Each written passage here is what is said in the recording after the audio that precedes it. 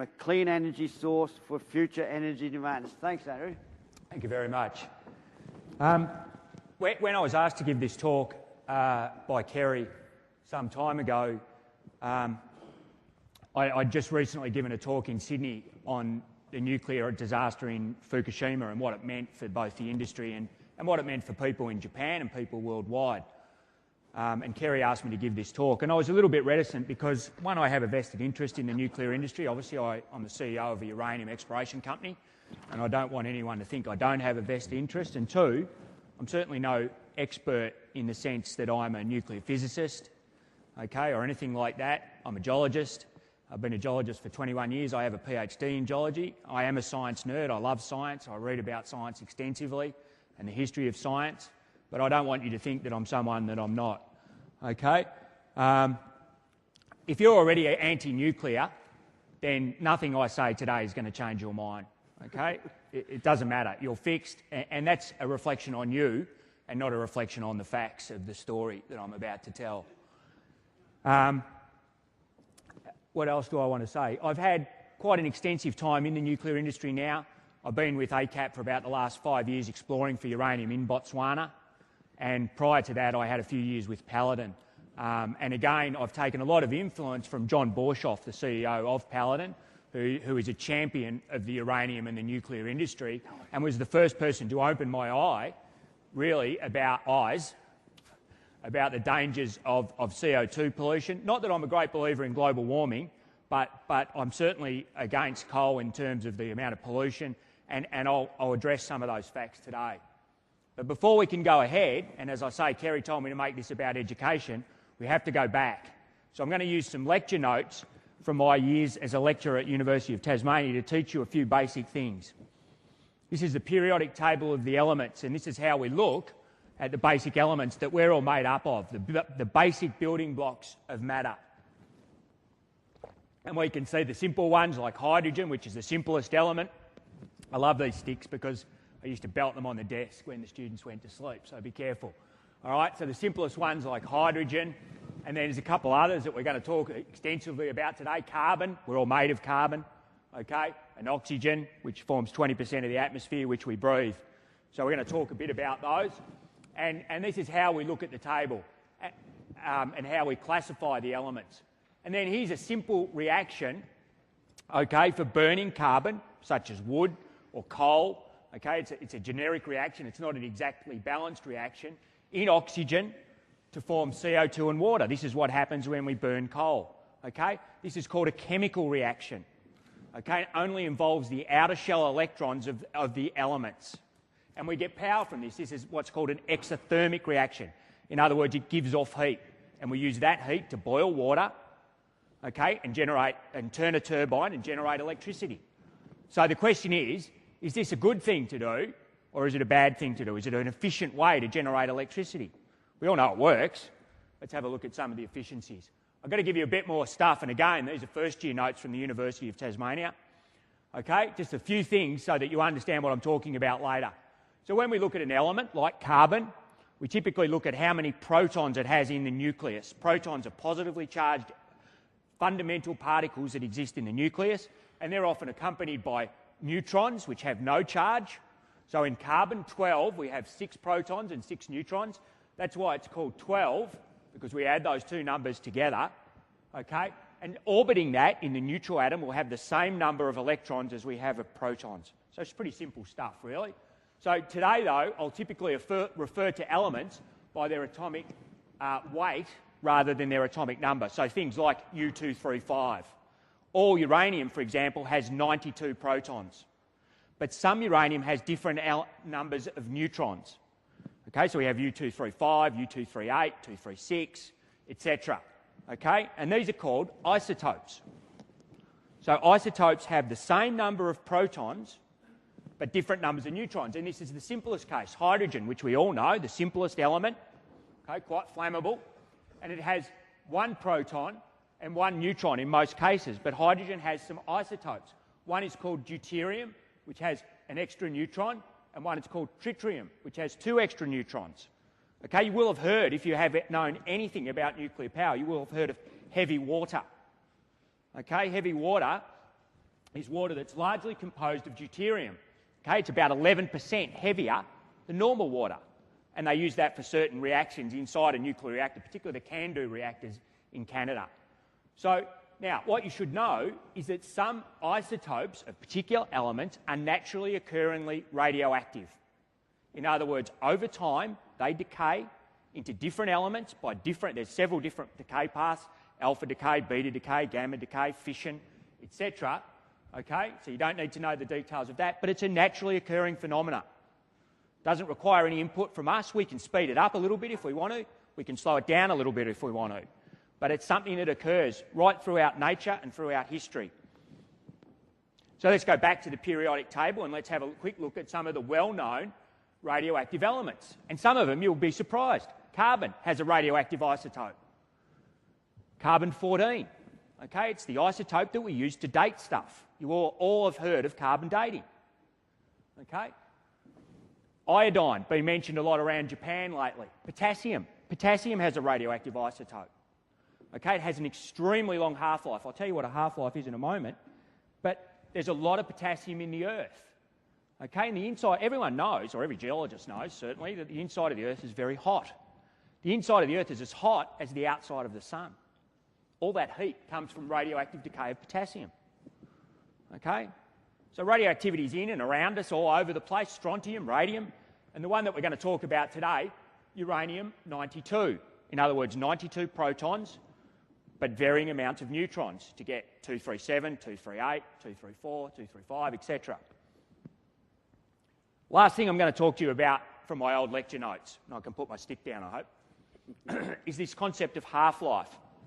The concept of half-life is something that we know very well from our studies of radioactive isotopes, and that is if we have an amount of radioactive material, and let's just say we have this amount of radioactive material, okay, in a half-life, if we come back, and if we looked at uranium-235, the half-life is 700 million years. So if we come back in 700 million years, half of the uranium will be gone, and the other half will be daughter products. Doesn't matter what they are. Don't worry about that. It's the same for any isotope. So some isotopes have very short half-lives, milliseconds. Some have half-lives of days. Some like uranium, have half-lives of hundreds of millions of years. Potassium is another one. Half-life of half the age of the Earth, 2.5 billion years, I think. So you can see what's important about this is that after 4 or 5 half-lives, most of the original product is gone. So these are half-lives here.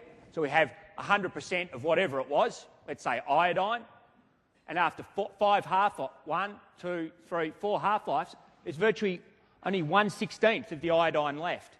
So after 5 half-lives, whatever it is that you're worried about is gone. Okay? So that's an important point when we get to Fukushima. Oop, wrong way.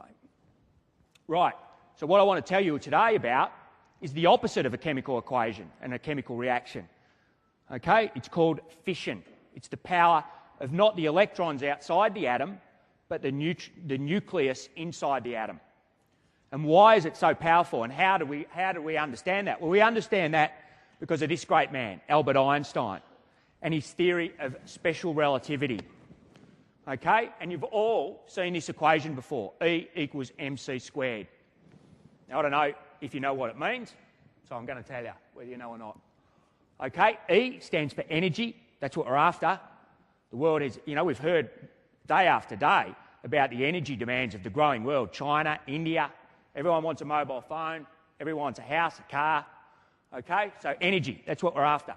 M is mass, very simple. Okay, C is the important one in this equation. C is the speed of light. Now, the speed of light is an enormous number, about 300,000 kilometres per second. And when you square it, it becomes a ridiculously huge number. Okay, so if you multiply the mass by the speed of light squared, you get an enormous number. That is where the energy from this fission comes from. So we're going to look at uranium fission, 235. 235 is one of the isotopes of uranium. It's less than 1% of all naturally occurring uranium. And we bombard that with a single neutron. It turns into 236. 236 is unstable, and it immediately, or very close to immediately, splits. And in that process, right there, we unleash enormous amounts of power and some radiation. Okay? Let's have a look at how much power. So here's a graph that compares the power of various fuels that we know, okay, to uranium. And you look at that, and there's brown coal, firewood. Look at the brown coal. I mean, that's pretty exciting right there, isn't it? We'd be better off chopping trees down and burning that. More power out of firewood than bloody brown coal. Black coal's better, gas is okay. Crude oil, you can see how much extra power comes out of uranium. But of course, this is what's called a log scale, same way we measure earthquakes. Okay, you may not be familiar, but each one of those is worth 10. If I was to show you this on a normal graph, which you might be more used to, that's what it's going to look like. The others don't even register. Okay, so they have powers in the order of 35 to 40 megajoules per kilogram. Uranium has power of 500,000 megajoules per kilogram. Massively, ridiculously different. Okay, so let me tell you some cool facts about it. 1 tonne of uranium is equivalent to burning 16,000 tonnes of coal, or 88,000 barrels of oil. 1 kilogram of coal will power a 40-watt light bulb for 4 days. 1 kilogram of uranium will power the same 40-watt light bulb for 140 years. Okay? It is on a completely different scale. It's not the same. Okay? And look at this.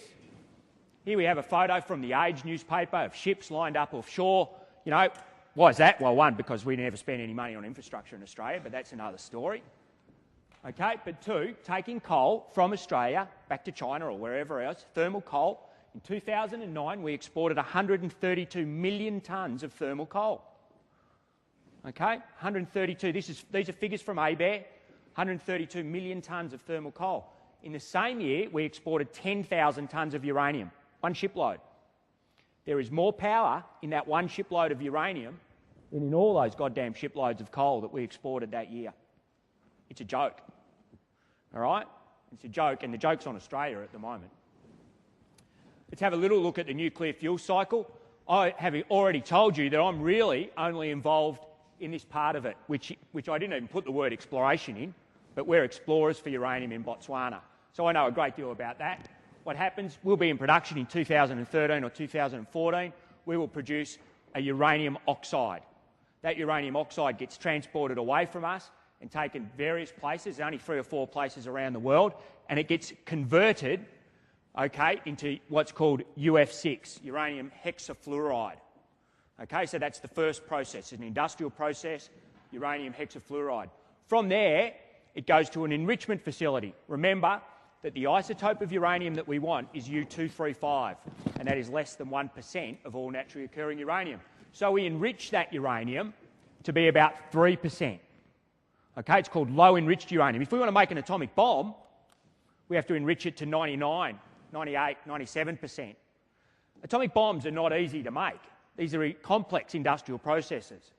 Okay, so we have to make massively enriched uranium.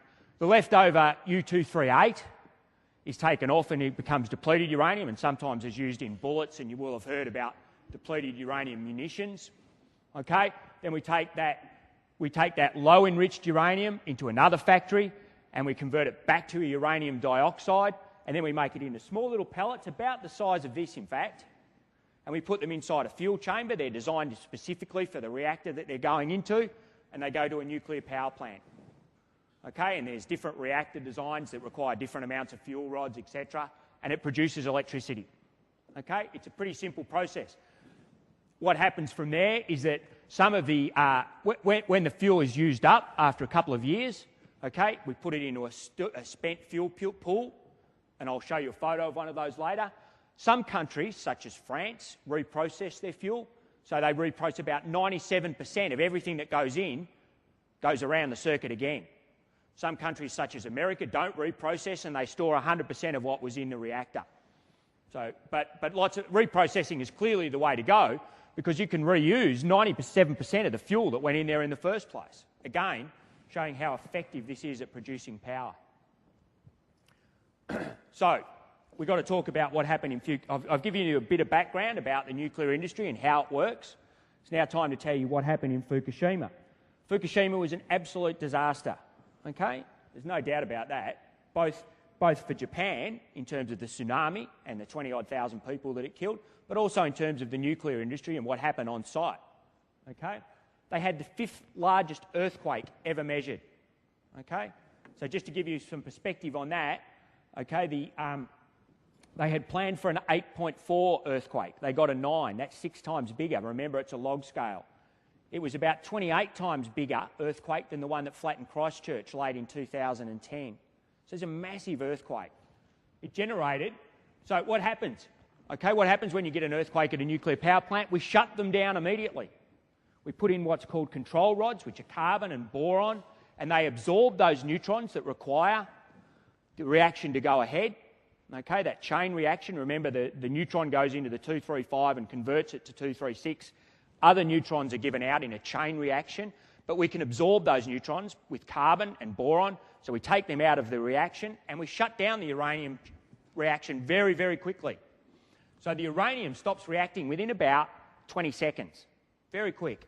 However, and this is the problem with nuclear power, one of the issues, is that the daughter products of that reaction chain continue to produce heat for some time.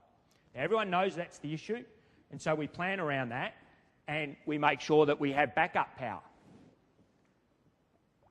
Because the power plant itself is no longer producing any power. So we've got backup power, which is diesel generators. We got hit by somewhere now, we reckon, a 12 to 15 metre tsunami, which knocked out the diesel generators. It didn't just knock out the generators, it knocked out everything. Pumps, electrical gear, everything got wiped out. And it actually killed a couple of guys who were in one of the power stations at the time.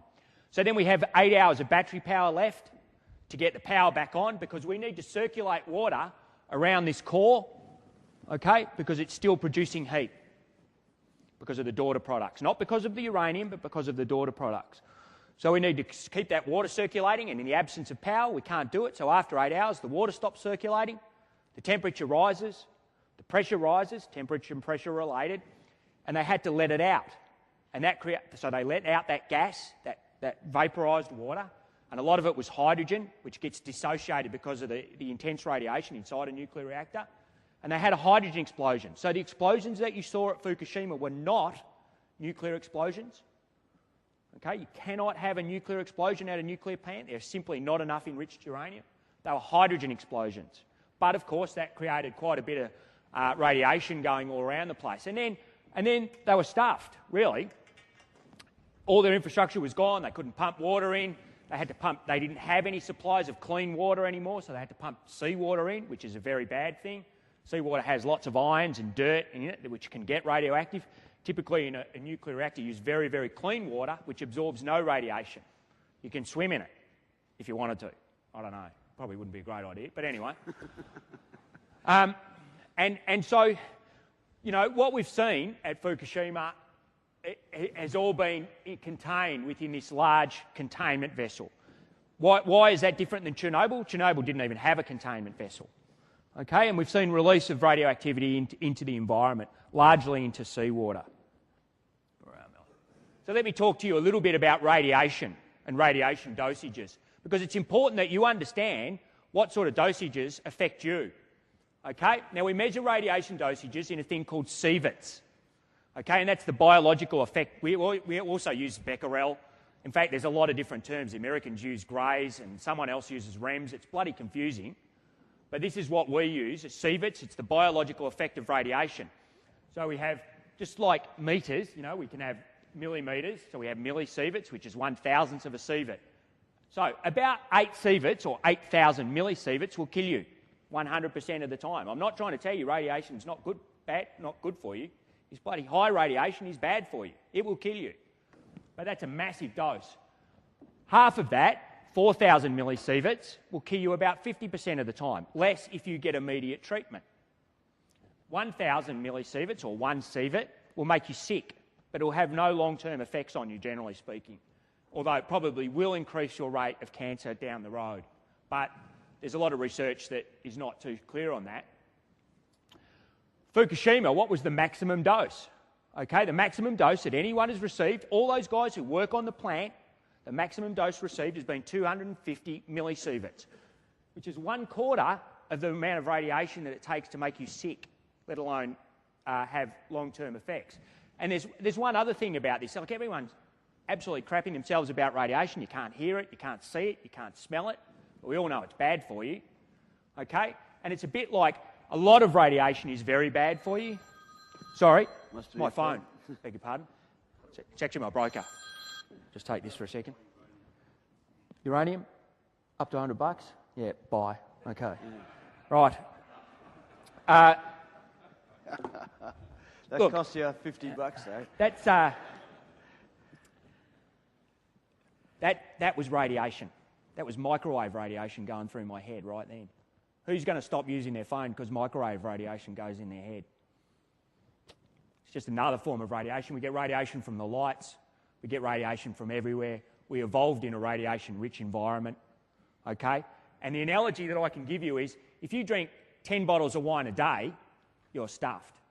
If you drink 3 bottles of wine a day, you're probably stuffed eventually, all right?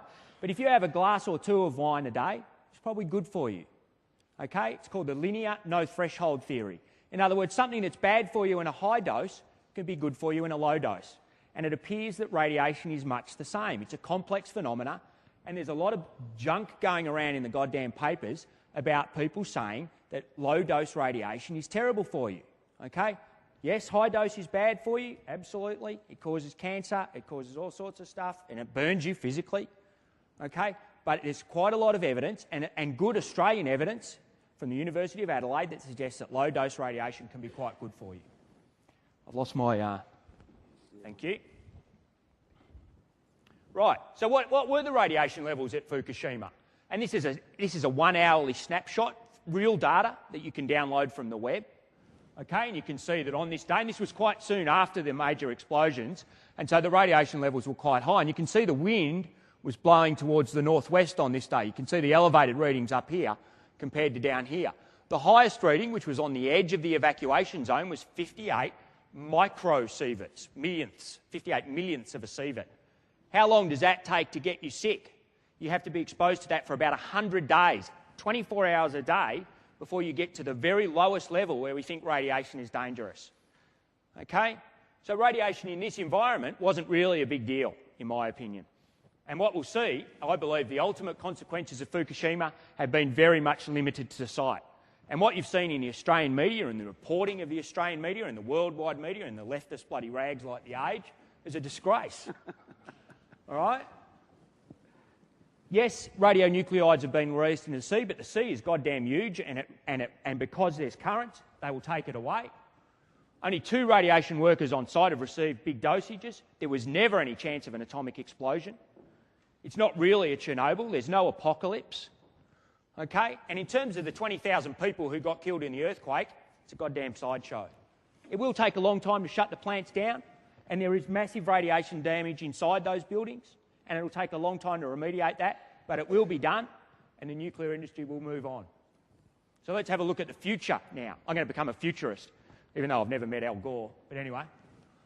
So let's have a look at the predicted growth rate. There's about, with the 5 reactors shut down in Japan, this number's a little bit out of date, but let's say 430 reactors operating worldwide. There's another 59 being built right at this second. Okay, there's another 149 in advanced stages of planning approval. And there's about another 300 that have started planning an EIA, etc. So over the next 20 years, these are not my figures, this is World Nuclear Authority figures, we're going to look at doubling the world reactor fleet. There is already not enough uranium to supply the current fleet, let alone the number fleet, the big fleet that's predicted. So there's a massive growth in uranium coming, and that's because it's such an efficient power source. Okay? Post-Fukushima, all the big players have recommitted to nuclear. China, South Africa, India, the UK. In fact, the only one who hasn't is Germany. Who's the only one who gets publicity? Bloody Germany. All right? I don't want to talk too much about economics because really I'm no economics and I'm no economist. But what I do want to show you is, particularly even if you take out the cost of CO2, so this is nuclear, you might not be able to read those, nuclear, gas and coal, and the cost of generating power. Okay, I haven't got the right graph up there, but I'm pretty sure that's a megawatt of power. you can see that it's quite cost competitive. Even if you take out the cost of CO2 from the coal, it's still around the same things. So it's not double the cost, it's a similar cost to what we're used to paying. One of the other important things, it's very insensitive to the input price of uranium. So if the cost of coal goes up, because that's a very big component of generating power, then fuel goes up. But if the cost of uranium goes up, it has very little effect on the price of power. So that's a good thing. And the price of uranium has to go up. It's very clear to me. Let's have a talk about emissions now. We all know this is the bad news. This is a picture of Loy Yang in Victoria, where we burn some of the worst coal in the world. And I saw with horror the other day that Ted Baillieu's talking about exporting goddamn brown coal from Victoria. I mean, it's horrific. Sorry. So this is about a 1 megawatt plant, 1,000... anyway, I'm sorry, I've just misplaced the figure there. But this plant produces 700 million tonnes of CO2 a year. Now, you can listen to Plimer, whether you do or not, you know, I don't care. CO2 is the gas of life, blah, blah, blah. Who cares? I tell you, it's a lot of CO2 to be producing, and I think the jury's out, so, you know, that's a lot. What it also produces is 200,000 tonnes of sulphur dioxide. Whether you think CO2 is the gas of life or not, let me assure you that bloody sulphur dioxide is not the gas of life. It is a poison. Okay? Don't want to be breathing sulphur dioxide. Let's have a look at the direct emissions from coal, gas. Okay, you can see these are the emissions from burning the fuel. Okay, gas is better than coal by about half. Okay, this is in grams of CO2 per kilowatt hour. And of course, the renewables, hydro, solar, wind, nuclear, they don't have any emissions of CO2 from the actual burning of the fuel or however they generate the power. So people say, well, hydro, well, we can't do hydro in Australia. We've already done it. We don't have much water. So hydro's out for us. Solar and wind, fantastic. Jesus Christ, in Broken Hill, they should set up a wind farm. It hasn't stopped blowing while I've been here. And certainly, but I wouldn't bother setting up a solar farm here because I haven't seen the sun for 4 days. But the sun doesn't shine all the time and the wind doesn't blow all the time. We know that. So if you need power all the time, that means you have to set up huge battery sources to back up those power sources. And as they increase, so solar and wind, they're fine if they're 4 or 5% of your power and you're not reliant on it. But if you take those up to 20 or 30%, you have to build such big battery capacity that it completely blows this stuff out of the water. These things become so expensive if you increase them as a percentage of your grid. Yes, they're cheap, but they're pretty inefficient. You have to set up lots and lots of wind turbines. You have to set up lots and lots of solar cells, lots of metal to mine and setting them up. They're a blight on the environment, you know, because you've got to set them up everywhere. I would argue that, you know, and having driven around France, as I'm sure many of you have, which is 80% powered by nuclear, you don't see that many nuclear plants, and they're really no blight. You don't notice them, you know. And I think it's a great industry. Just quickly, where are we now in terms of the evolution of power?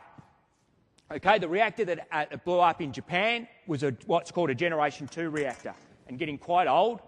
Okay, old designs, a boiling water reactor or a pressurised water reactor, they're old. We're now in Generation 3, much more safe. Passive safety systems that don't require electrical input to operate. Gravity-fed cooling, for example. So if all the power goes out, like it happened, then they continue to cool themselves. And they're using new and better coolants. Okay, not just water. They're using liquid sodium and, you know, all sorts of crazy technology, which I don't have the background to understand.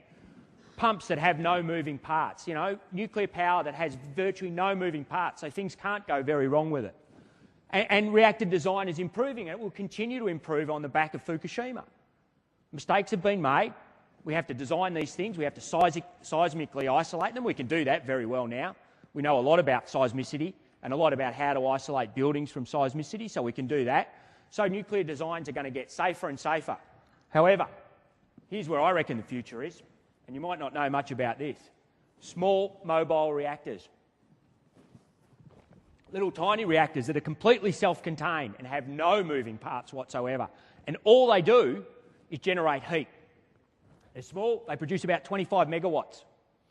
Okay, enough to power, say, 20,000 homes, or maybe 2 of them to power Broken Hill.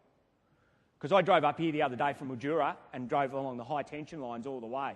I don't know where that power comes from, presumably some coal-fired hellhole. Okay? Why wouldn't we bury a couple of these out on Plimer's farm?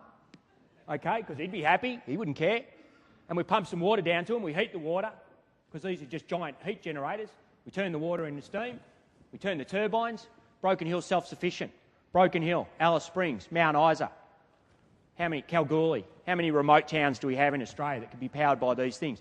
$50 million, when they run out of power, they come out, they take it away, they put a new one. You bury them, you guard them, they can't be stolen, there's not that much uranium in them, you can't use them to enrich and fuel up.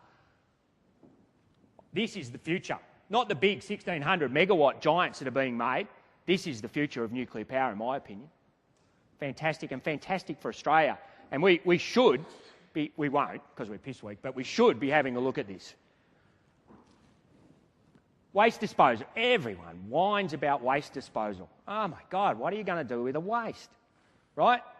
Well, the same power plant that produces 700 million tonnes of CO2 a year produces 27 tonnes of spent fuel. Right? Same equivalent for what I told you before. From coal-fired, 27 tonnes. 97% of that can be reprocessed. So we're left with 700 kilos of what we call high-level waste. Extremely radioactive, absolutely. Right? 700 kilos of high-level waste, you know, it's about that big. Fit inside a barrel. It's very dense. It's very high specific gravity. So 700 kilos versus 700 million tonnes of CO2. What are you going to do? All right? What are they finished going to do? They're going to bury it. Got approval, being made. Fantastic. Australia should set up a deep geological repository in the Pilbara, the Earth's oldest crust, geologically stable, no groundwater, politically stable. We have the technology. We could build a mine, dump it down there, cover it with synrock, cement, whatever we wanted. Okay? And, you know, you say, well, do we really want to be taking on that stuff? But it's not that bad, really. Okay? And if you look at what happens, as soon as it comes out of the nuclear plant, the fuel rods, they're put in the water. In fact, they never remove it from the water. These fuel pools were one of the big issues in Japan. You have to keep these cool because these things produce heat for some time. And in Japan, because they couldn't circulate the water, the water boiled off and some of the fuel rods were exposed. And that's been one of the major sources of radioactivity.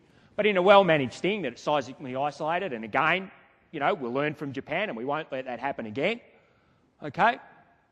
So, let's use Finland. They have 4 nuclear power plants, generating about 4,000 megawatts, I think. Okay? And over their entire life, 50-year life, planned life, they will produce 5,600 tonnes of spent fuel. Right? Assuming no reprocessing. 5,600 tonnes. Tiny amount. Easily fit inside this room. Easily fit inside this room. Okay? The high-level waste is initially extremely radioactive. Okay, but we put that under the water, and water is a fantastic shield for radioactivity, so none of it gets out past the water. Okay? After 1 year, it's down to 1/100th of its initial radioactivity when it came out of the reactor. After 40 years, it's down to 1,000th of its initial radioactivity. So all this bullshit that you hear from the greenies about we've got to bury it for 200,000 years, because that's how long it's dangerous for, is absolute rubbish. Okay? Most of the radioactivity, because of the half-lives of many of those elements are quite short, the half-lives decay and they're gone. So it is dangerous, but it's not as dangerous and it's not as long-lived as people would make it out to be. After 40 years, it's only toxic if you ingest it. So don't eat it. All right? Let's have a quick look at Australia. Couple of minutes. Done? Couple of minutes. Right. Australia contains 35% of the world's nuclear known uranium resources. In the 1950s, we came close to having our own system as a la Canada. We backed away, I think, when the government changed. We've got little potential for hydropower. Okay, we burn some of the worst coal in the world, and again, we're thinking of exporting it. It's a disgrace. Will we ever develop power? I have no idea. I hope so. I'm a firm believer. I'm not speaking on behalf of my company here. I'm speaking on behalf of myself and my children. I think it's an absolute way to go. And we want to go, you know, we're talking all this kerfuffle about carbon taxes and all this stuff to go back to 2010 levels of emissions. If we replace the brown coal in Victoria with nuclear power, we go back to 1940 emissions. 1930, I don't know. right? So, simple solution, really. We just got to have some political will. Nuclear power, it's better than you think. Thank you very much. Thanks, mate. Thanks very much, Andrew.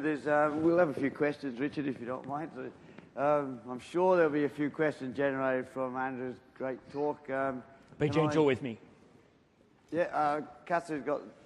Oh, and Pete's got the wine, so we're right now. Thanks very much. Really enjoyable. It seems to me almost on what you're saying in those levels of radiation, and this sounds like spin, but you can actually see, or could you comment on the fact that this might be the best thing that ever happened to the nuclear industry if what you're saying is right, that Fukushima actually isn't a big deal? Well, I suppose there's two comments I'd make about those levels of radiation. Like light, radiation drops away with the square of the distance. So if there's something radioactive, get away from it. And the faster you go away from it, the faster the radiation drops off. Okay, so that's why Fukushima is a very localised thing.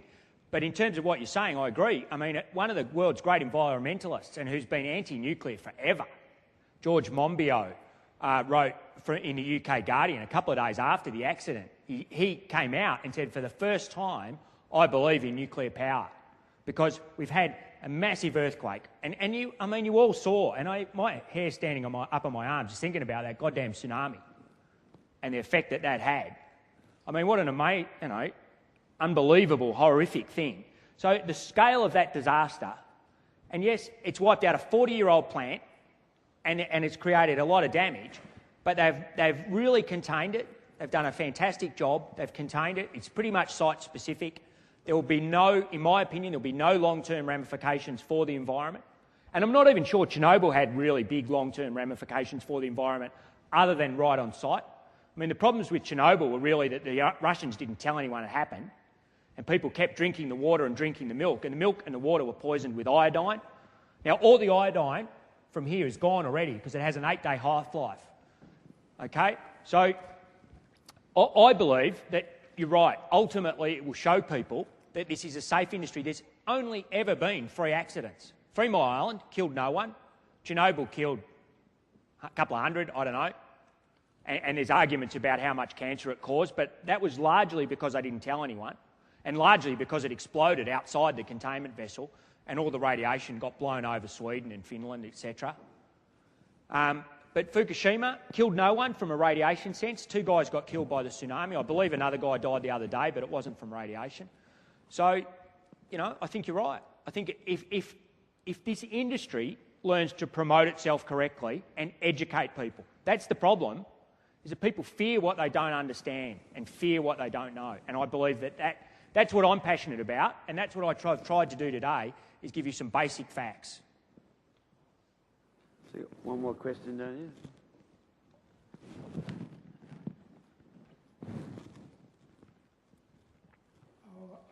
I've heard that uranium was used as a source of nuclear energy, mainly because initially it was a fuel for the bomb, whereas they could have chosen the thorium path. I believe that's true. So what this gentleman's suggesting is that thorium is another well-known radioactive isotope. Initially, we could have developed reactors using thorium. They'd be a different design, but the decay of thorium, the nuclear decay of thorium, doesn't generate plutonium, and they wanted plutonium for their weapons programs. So that's also my understanding. So the greed of the Russians and the Americans in their arms race has led to the development of uranium as the fuel. Thorium is an absolutely good alternative. However, the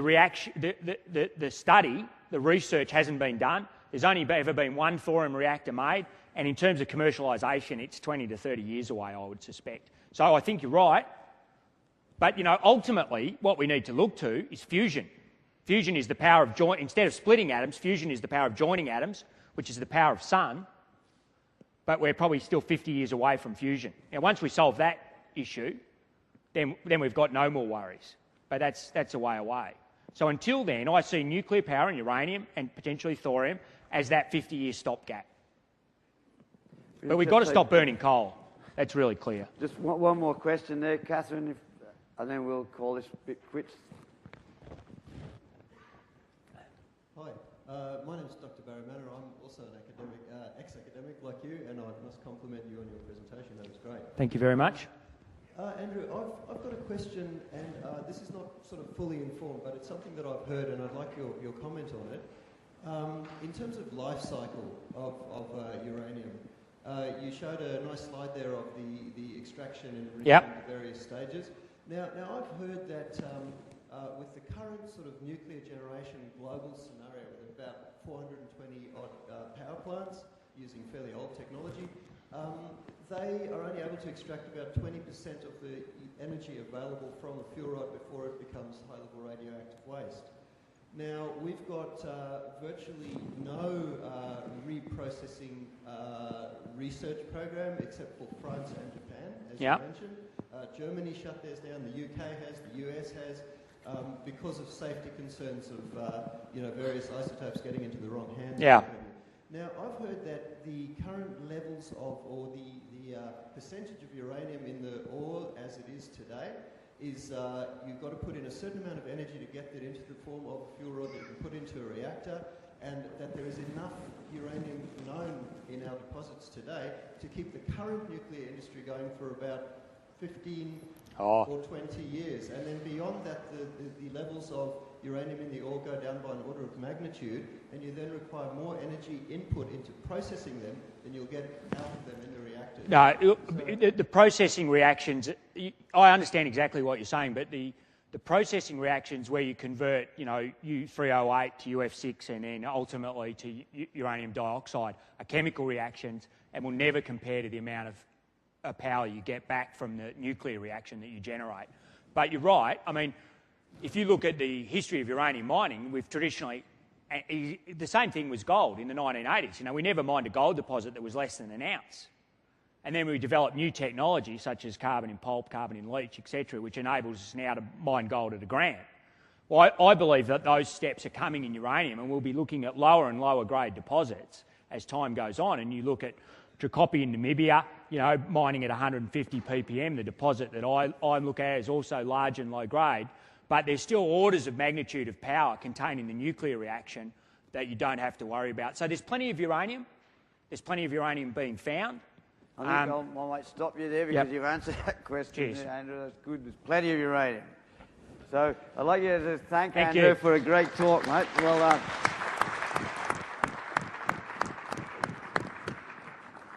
So that was good. So we got the last keynote here is Richard Kahn, who's the managing editor of the Emerging Trends report. And I asked Richard to tell me who he was, and he refused explicitly because he said he's going to do it in his third slide, I think. I'm going to answer your question, third slide. If everybody can do me a favor here and dig this up, that would be great. You're going to need this. It'll help me get through this presentation faster because this is going to be a rock and roll visit to 50 different metals. We are down here looking at precious and specialty metal projects because we discovered in 2005 when BASF Engelhard hired us to do research on a metal called ruthenium. Ruthenium is the minor or a minor platinum group metal. And my question was, hold on, I'm a retired professor of American literature and film. We do general research. Why do you want me? And their answer was, everybody's too damn specialized. They want to float their own boat and run their own agenda. We need some unbiased information.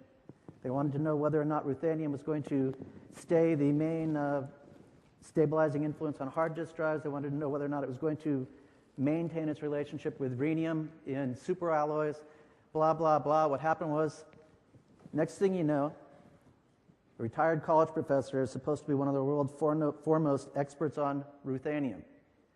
My point is this. We have become so complex, we've become so specialized, that there is certainly a place for generalists in this market, especially the market for specialty metals. Now, the reason this is because there's so little information out there. We'll just rock through here. I don't need that. Also, we generally use the term specialty metals here. When we say that, you can think, now you're hearing so many different names for this stuff. Every time I use specialty metals, You can think of industrial metals, minor metals, rare metals, technology metals, green metals, military metals, you name it. I'm naming the whole branch. Anything that is not an energy metal, anything that is not a base metal, we call a specialty metal. And this is important because we're going to talk about, let's put everything, but the big picture right here, right now, is that we are in an emerging market-driven commodity boom. We all know it. Look at the percentage these guys are doing. They're doing great. Everything is doing well. And as you would expect, the quote-unquote specialty metals, in this case happen to be industrial specialty metals, they're leveraged to it. Right? Think about it. What percentage do you need to put of manganese in your iron to make your alloy? Well, they're leveraged to it. Less is produced, more is needed, price goes up. Good idea, I'll kick that over. So this is the price movement we've been seeing in some of these metals that are tied directly to industrial uses. Obviously, I can only get 4 charts on here. Vanadium is another chart that should go on there. I killed it. Oh, there we go. Oh, there we go. Pointing the wrong way. Okay, here's some different specialty metals. I chose these 4 metals for a particular reason. Antimony is a metal that we're going to talk about a lot today because it's the poster child for what's going wrong with the specialty metal industry. Its primary use right now is in fire retardants, whether it's in children's clothing, emergency personnel clothing, whether it's the upholstery on the airplane, the upholstery in your car, the upholstery in your boat. All of that is thrown away when they're done with it. It's just dissipated. It's gone. About 55% of antimony use just goes out the window. It's not recycled. You can't recycle it. Niobium. This is very big in the automotive industry because it makes very light alloys that they use in the automotive industry. It's critical. The reason that we were able to get this excellent mileage out of these cars is because they get lighter and lighter and lighter. Tellurium. This is a pure technology metal. Whether you're talking about solar panels, whether you're talking about phase change memory, whether you're talking about, even petroleum cracking. It's a pure technology metal. But it's also, surprise, surprise, tellurium is rarer than platinum. It's very difficult to find on its own. It's almost all produced as a byproduct. Because of that, it is never produced on its own. In order to increase the production of tellurium, you have to increase the production of gold or copper, where they get the byproducts from. Then we have rhenium down here. Yesterday you heard Mr. Wolf or Dr. Wolf from Ivanhoe talk about rhenium. Rhenium is a fascinating metal, and we're going to come back and talk about it in a minute. But if there is one metal that is critical for the aviation industry, it is rhenium, because it allows the airplane engine temperatures to get so much higher. They can operate at better part of 3,000 degrees Celsius now, which means you get a more complete fuel burn, you get a better weight-to-thrust ratio, you can carry more and operate more economically, and guess what? You're also clean. There we go. Here are some specialty metal performances over the same 10-year period. Everything we're looking at here is 10-year period. These are very, very good returns. So why is it people didn't start capitalizing on this until last year? We wrote our report on this in 2007. I was doing research for BASF Engelhard and the ADIT funds in 2005 and 2006. Well, these are the drivers. Why is it being overlooked? One of the big reasons it's being overlooked is because there is so much baloney out there. We had Dr. Hames talking about all these things that are going weird on the planet. And I would submit that the social milieu that we have, part of it is internet driven. And what I mean is that one of the things that we discovered on the internet, there are few things on the internet that are not polemic. Whether we just heard a talk on nuclear energy, or whether we're talking about anthropogenic global warming, or whether we're talking about religion, whether we're talking about fiat currency abuse. The internet is not bringing us closer together. It is isolating us and taking away. Everything's become black and white. It's taken away all the gray material in between at which we could compromise and make progress. We are essentially grinding to a halt because every issue is a polemic issue. And we're at a time now where we need to be working together. We have far larger problems. I'm sorry. I get a lot of grief because I don't care about anthropogenic global warming. I care about water and food. If there is one policy on the planet that should have people being put in jail right now, it's in the United States. And I could make comments, there's all kinds of things that we need to throw Americans in jail for. But the biggest one is ethanol. There are people all over the world that are starving, and fat, stupid Americans are jumping in their SUV to go down to the mall to get a bikini wax and a double decaf latte, and now everybody on the internet's watching them do it. Why? As a political boondoggle of an infinite magnitude. There is nobody who says any more whatsoever that ethanol is a viable energy source. However, the situation in politics is such that it doesn't matter how you get a bill passed in the United States. Once it's passed, they will never repeal it. What they will do instead is just keep adding on to it and making the situation worse as one bureaucracy after the other tries to find a way to solve it. This is starting to happen down here, and I would be alarmed if I were you. Another big problem with specialty metals is that they are traded off exchange. Even if you look at companies like Metal Prices or Bloomberg, they don't have a quoted price. They call somebody on the phone and say, "What did this guy pay last time?" That's how the quotes get out there. We just had a big run in antimony, and at one point the publicized price was about $16,500 a ton, and we were talking to people on the phone saying, "I just sold 2 tons at $19,000 because people are desperate for it." Quoted price is still $16,000, $17,000. All of these off-exchange traded metals are unhedgeable. Your financial sector, understandably, will not give you a loan. That's not me. Oh, good. I'm famous for that. Hands up, whose it is. $50, Neil. There you go. Many of these specialty metals are also generated as a byproduct or a co-product of other metal production, especially nickel, copper. These are big ones. And because of that, when you're arranging financing, one of the things that the bankers do, they say, okay, well, you're going to sell this forward, you're going to sell that forward, and get these credits for it. Well, you're undermining the price structure. This was a big problem in silver for a long time, until 2006, if I remember correctly. The majority of silver produced on the planet was not from primary silver mines, it was a byproduct. So this is how companies like Silver Wheaton can go around and buy up silver today at $4 to $6 an ounce when it's selling for $35 an ounce. The bankers said, well, you can make this, you can put this mine into production, but you've got to sell your silver for it. So Silver Wheaton, 6 guys, step in, I'll buy all the silver you make. I'll pay you $4 an ounce. And the banks are fine with that because they're getting their job. The silver market's going, what are you doing to me? And it's not stopping. This is one of the reasons the prices, when they move, they're so volatile. Now, the 2 big things I want to talk today, really, about these next 2 things. The price of specialty metals, with the exception of industrial metals, the minor industrial metals, like the first 5 I talked to, they are almost entirely discovery-driven. This means that a metal like ruthenium, which for many years the South Africans didn't even bother processing. It was just too much work. By the time you get the platinum out of the ground, you take out the nickel, you take out the gold, you get everything else out. You get your platinum, your palladium, your rhodium, and then maybe some osmium and iridium, and what's left is literally a gas, smoke. And they precipitate the ruthenium out of the smoke for many years. And one of the reasons we have no idea how much ruthenium there is in the world, they either didn't process it, they didn't record it, yada, yada, yada.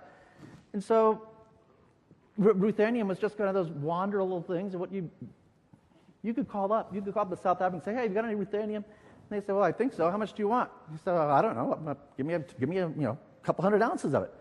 And they say, okay, we'll call you back. And they call you back. You'd negotiate a price on the phone. There was no spot market. And this is a huge, huge factor. And the last thing here is, we're going to talk about these 2 things almost entirely once I get going here. The free marketeers are in denial, and the neo-mercantilists are winning the game. And we're going to talk a lot about this. Now, but before we do, this was put out by Richard Bernstein the other day. I suggest you take a moment and look at this, because this is a very, very surprising chart. And while you're getting a hold on that, think about this. The analogy that I use when I'm trying to explain some things to people about money, and one of the reasons commodities are so volatile, is simply this. If you imagine all of the money in the world that goes into commodities, it would be like a puddle. If you imagine all the money in the world that goes into stocks, it would be maybe like a comparative pool. You get to treasury bonds, now you're talking lake. But when you get to the currency market, you're talking the friggin' Pacific Ocean. Now, this is a very critical concept. A lot of people in the industry refuse to get their head around. The reason commodities are so volatile is it doesn't take much sloshing of money from these bigger markets to have huge impact on the commodity market. This makes your job as producers very, very difficult. And when you look at this, I don't know how well you can read this. Can you guys read this okay? Any of you? This is how fast people are printing money. Okay? How fast people are printing money. And we come out over here on this far extreme side, and you see those four in orange. That's India at the top in the center, China right below them, Brazil, and Russia. And for those of you who are interested, Australia is right over here, right above the 10% thing, and the U.S. is over there right above the 5% thing. This is the rate of change on how fast they're printing money. Now, we talked about how weird things are in the press. Well, one of the things that we've had a war file going now for about 6 years, because very slowly, the United States is being held up and vilified for absolutely everything that goes wrong in the world. And, you know, there are many things, I'm not defending the U.S., trust me, I'm glad to be down here. But the point is, in a polemic world, the sides are opposite. Think about it. Today, who is pushing the hardest for a new reserve currency? Who is vilifying North America, or the Americans in particular, for their money printing? The Russians, the Chinese, the Indians, and China, who have also now been joined by South Africa, by the way. It's actually BRICS with an S now.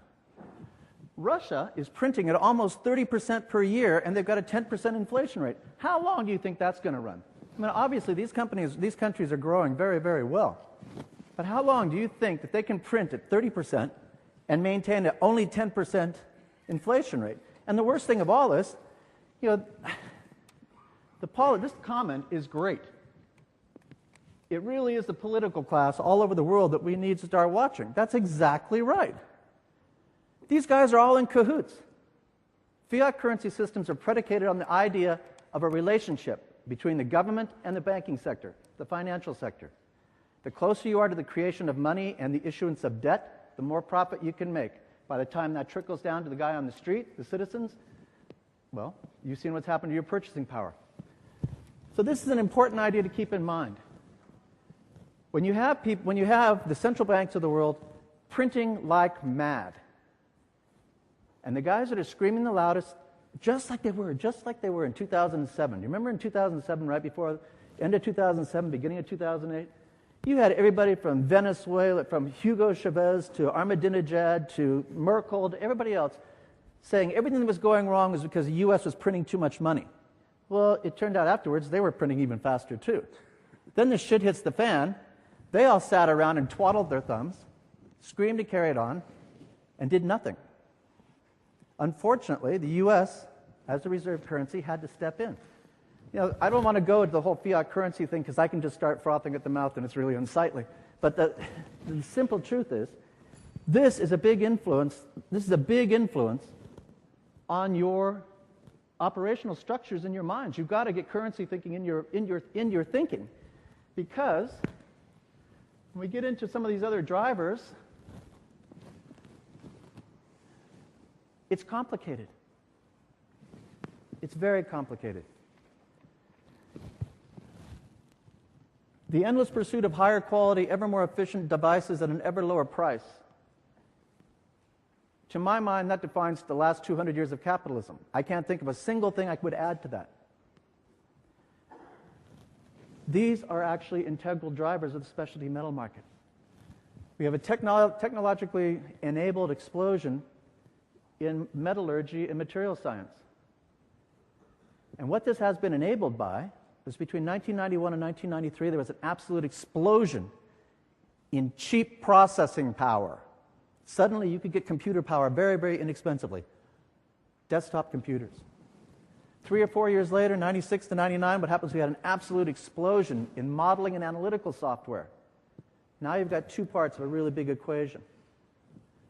But it took until 2001 to 2004 for them to solve the third part of the equation, and that is cheap data storage.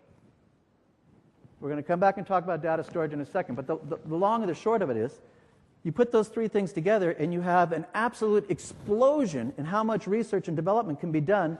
At the same time, the price of researching is going down. One of my contacts at Heraeus told me in 2006, he said, I can do more research now. I can do more research in 3 weeks than I used to be able to do in 15 to 18 months. And this is all just from this explosion. And it's self-reinforcing. So we have this situation where these R&D guys, this is another significant idea you have to get out of your head. Because of the 90s and our age, we have a tendency to freeze ideas in our head. And the simple truth is a lot of people still think that all these really cool Apple telephones and all these really neat things, they're coming out of the garages of college kids that they're working at night at their mom's garage. That's not the case. That hasn't been the case now for 20 years. All this R&D is a result of big money, very well funded, very well staffed, very dedicated services to do nothing but material science. If you want to invest in material science today, look at the recyclers. Look at the guys that do really sophisticated chemistry. Look at the Heraeus, Umicore, Johnson Matthey. Those guys are the urban miners of the future. So we have this situation where these metals, and we're going to look at all of them. By the way, you can check out that list. That's why I wanted you to have this. Here's the 49 metals we're looking at. You can look at that while I'm doing this. I'm going to go through some of these metals here real quick. But these things have limited substitution and trace amounts are used. That makes them absolutely price inelastic. Do you really think that Hitachi cares that the price of ruthenium goes from $60 to $900? They're using 1/100 of a gram. They don't care about that at all. We also have a whole bunch of these things that are they're produced either in absolute scarcity or they're a byproduct. That means they're supply inelastic. And that leads to the first one. Many of these have dissipative uses. And this renders them wholly unrecyclable. And this is and the fact that we don't insist on recycling protocols is a very significant failing on our parts as society. So, we got it down at the bottom here. We've got specialty metal demand, or the trajectory, is discovery driven. You don't have to think about any more about that than to look at those prices of the things I showed you earlier. But I'll give you a very concrete example that leads into two other ones. I mentioned that BASF Engelhard contracted us. At the time, it was our biggest contract, actually. It was fascinating. They wanted to know if ruthenium was going to continue to be used in hard disk drives. And frankly, I didn't even know what ruthenium was. Odd job qualification. They liked me because I didn't know what ruthenium was. What happened is, you have to go back a little bit further. I mentioned rhenium earlier in the aviation industry. All the third generation and fourth generation superalloys are nickel-based. They've got nickel, they've got tungsten, they've got vanadium, molybdenum, cobalt, you name it. All of them are in there. But you add rhenium to that list, and it becomes magical. The operating temperatures go up dramatically. But there reaches a point where when the rhenium level exceeds a certain amount, what happens is, suddenly, it becomes unstable. And there was this threshold they could not surpass. And they worked at it and worked at it and worked at it. And somebody said, hold on. They added ruthenium to these superalloys. It had no other use whatsoever except to stabilize the rhenium. And in so doing, they were able to boost the amount of rhenium, hence the operating temperatures and everything goes up. Well, 5-10 years later, they're stuck in this problem with longitudinal recording. We all remember this, our hard drives, a 1 gigabyte hard drive in 1998 was $1,000. Well, I just bought 1.5 terabytes for $49 at JB Hi-Fi. My point is, they couldn't get past this barrier. And this barrier was that all the data had to be stacked horizontally. And this is a question that's raised very significant and obvious questions about how many bits you could get on a disk, on a 3.5-inch disk. They'd known since the 70s you want to stack it vertically. If you can stack it vertically, you can increase the data. You can increase the density. You can increase the magnetism. Well, apparently somebody at, I think it was Hitachi, said, you know what, ruthenium did this really cool stuff for rhenium. So they looked at the platter on the hard drives, which when you stack things vertically, you're in between 12 and 14 different layers, different substrates of alloys. And they found out that sandwiching it between 2 layers of ruthenium, 1 micron thick, solved the problem. Magnetism went up. And this chart right here shows you how fast the growth in hard drive densities and the price fell at the same time. Now, I can talk about this stuff all day long, but let's think about something else. Let's think, everybody's crazy right now, for example, about... A couple of minutes there, Richard. We'll get questions in. Okay. Everybody's crazy right now about electric vehicle batteries, lithium-ion batteries. Most people aren't aware, for example, that in order to make that fly, as Mr. Friedland points out, you need a hell of a lot of copper, and you need quite a bit of lithium.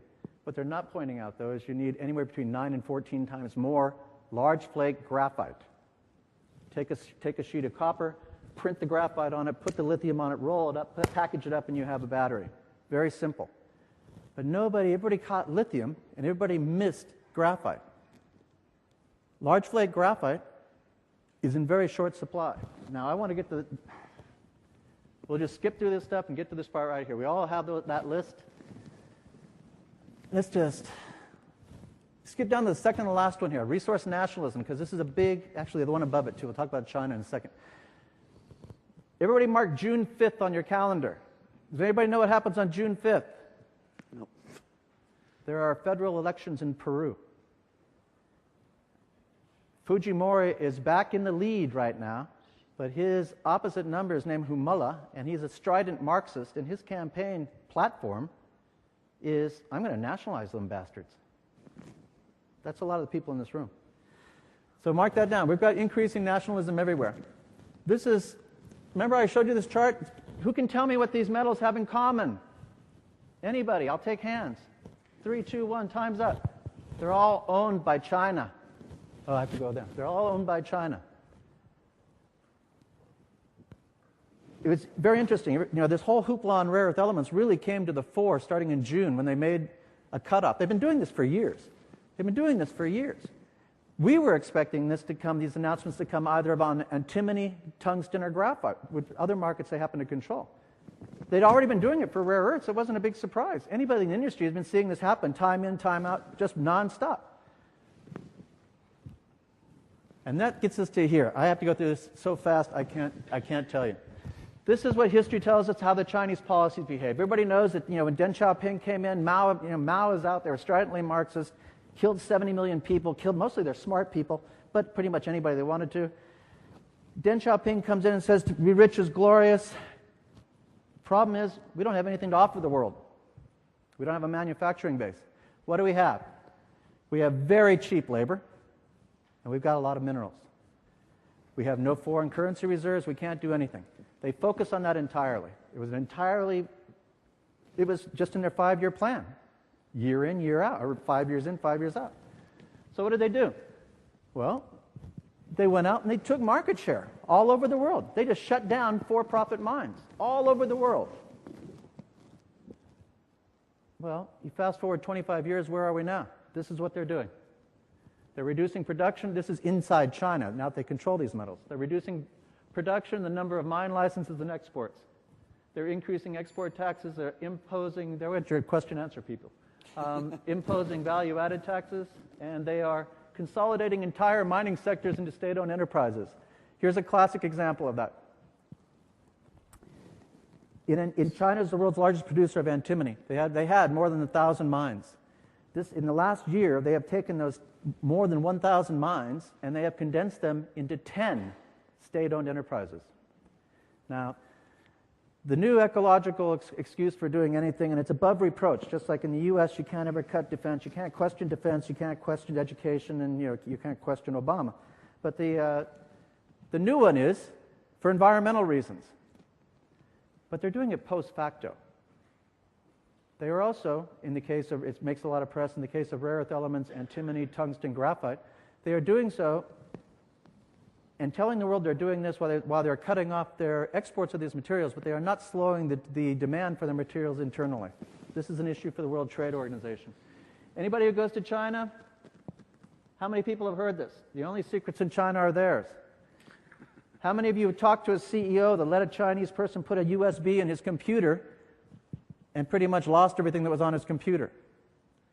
Intellectual property rights are toast. They're not making strides on this. They're moving the other way.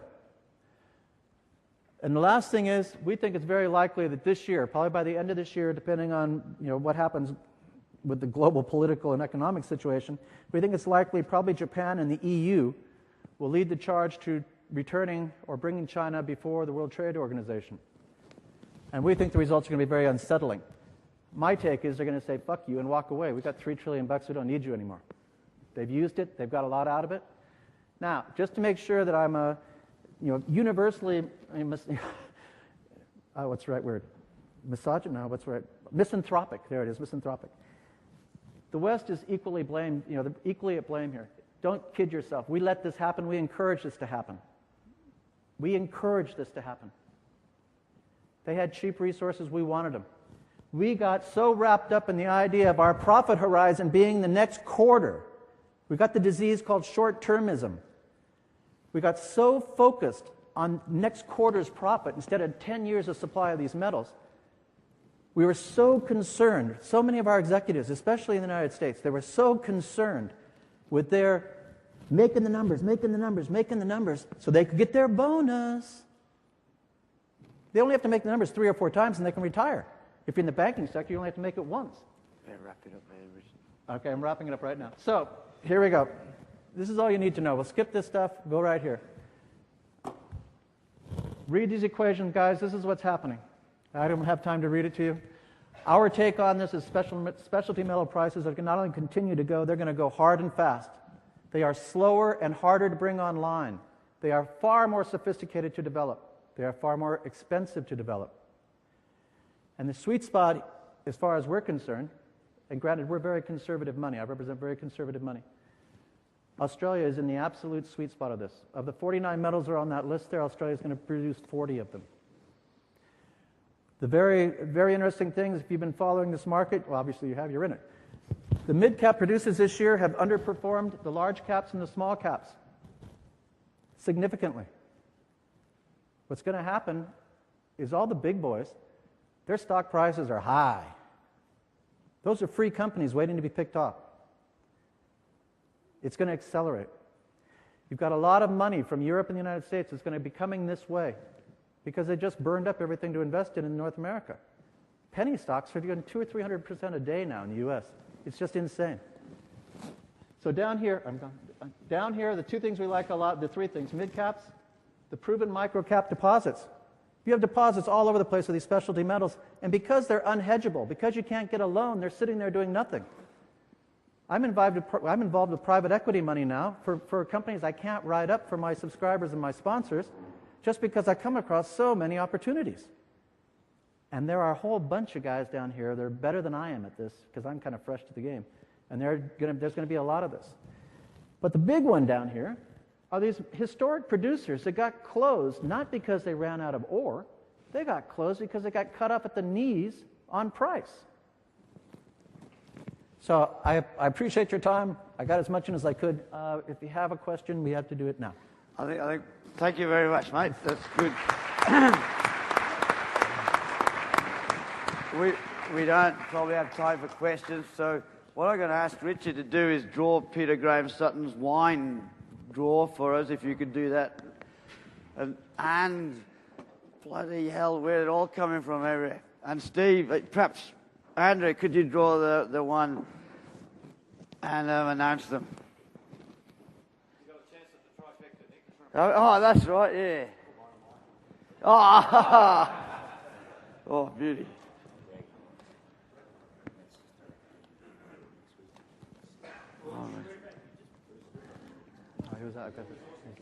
Who won that? Bruce. What's that? Bruce Griffin. Okay.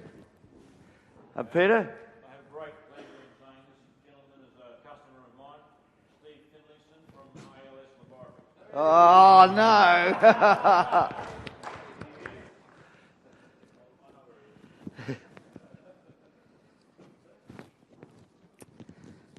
Well, again, I'd like to thank our 2 speakers this morning who've done a jolly good job. Thanks, guys. It was really good, both of them. So thank you.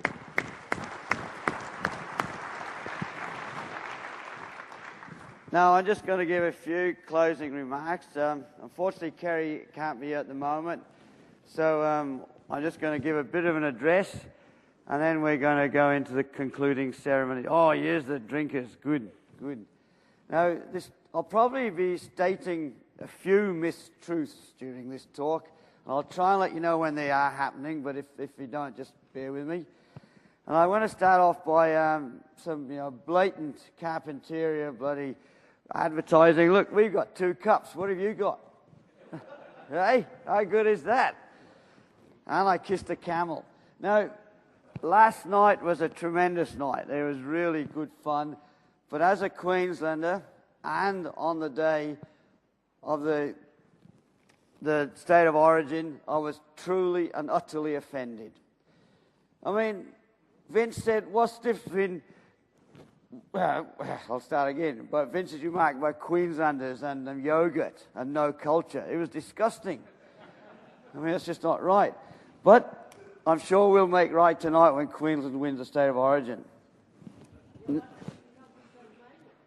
Yeah, I was very lucky. Well, the 2 did, didn't they? So, what a great conference we've had, and it's just so good that we can finish off on a positive note. Unfortunately, my mate Ian Plimer can't be here, which is great.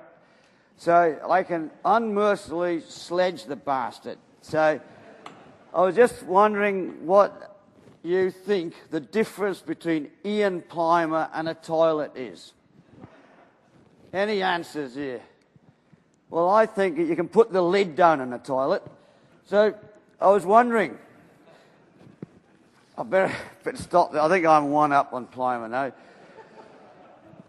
Okay, I just got... Now, this symposium has been really good, and it was so marvellous to have it in Broken Hill.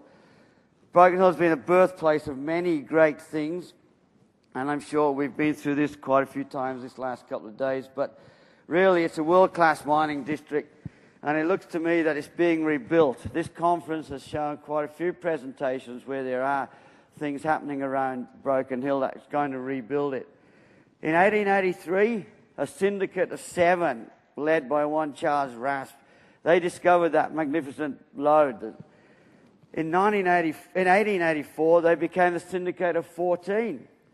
And in 1885, they became the Broken Hill Proprietary Company, or BHP as we know them today. So, it's amazing. I'd like to sort of use those immortal words of Lara Bingle. Where the bloody hell are they? Where is BHP? They were born here and they couldn't be bothered coming. Bastards. Perhaps that's what the B stands for. In 1905, Zincorp was formed to produce the zinc, using flotation to produce zinc. This sort of morphed various ways into CRA and then this apparent merger with Rio. So again, what did Lara say? Where the bloody hell are they?